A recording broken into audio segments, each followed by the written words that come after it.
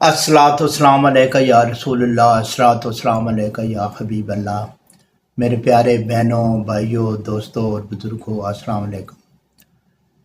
मैं इससे पहले भी कई बीमारियों के लिए यूनानी नुस्खे तजवीज़ कर चुका हूँ। इससे पहले भी 2 वीडियो मैंने अपलोड की हैं शुगर के लिए।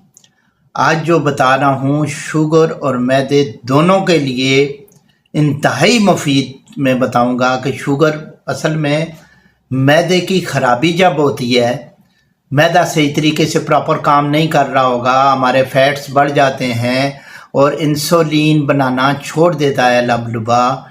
जो शुगर जो हम इस्तेमाल करते हैं, शुगर जो होती है वो गंदम में भी होती है, चावल में भी होती है, चावल में तो ज़्यादा होती है बल्कि, तो उसको इंसुलिन में हमारा ये लबलबा जो है वो चेंज करता है। तो जब इंसुलिन में चेंज करना छोड़ दे फैट्स की वजह से, ये जो चर्बी है उसकी वजह से, या मैदा प्रॉपर नहीं काम कर रहा, बबल्स बन रहे हैं, तो ये मेन फैक्टर होते हैं। तो इसमें मैंने पहले भी कई दफ़ा बताया कि आपको चाहिए कि वॉक जो है इंसान की सेहत के लिए बहुत ही ज़रूरी है कि आप 15 मिनट सुबह वॉक करें, 15 मिनट शाम को वॉक करें।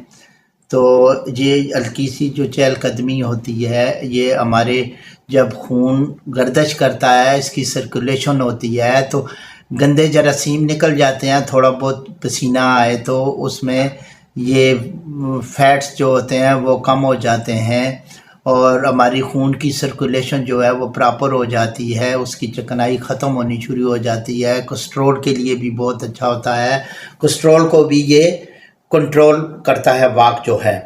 लेकिन मैं असल मकसद की तरफ आता हूँ कि जो मैदा है आपका प्रॉपर मैदा जो है काम कर रहा हो, सही हज़म कर रहा हो, कोई गैस वगैरह ना बन रही हो, तो शुगर होने के बहुत ही कम चांस होते हैं।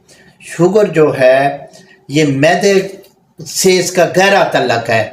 तो आज जो मैं नुस्खा बता रहा हूँ वो दोनों के लिए है, मैदे के लिए भी है और मैदे को भी प्रॉपर आपका ठीक करेगा, ना बबल्स बनेंगे, खुराक से ही हज़म करेगा, ना आपको कब्ज़ की शिकायत होगी, ना दस्त की शिकायत होगी, और शुगर भी आपकी जो है वो अपने लेवल पे लेकर जाएगा। ये लबलबा जो है अल्लाह ने जो पैदा किया है वो इंसान के जिस्म के अंदर जो ये लोथड़ा होता है वो प्रॉपर काम करना शुरू कर देगा इंशाअल्लाह ताला। जो भी मर्ज़ होती है उसके लिए अल्लाह ताला ने कोई ना कोई दवा ज़रूर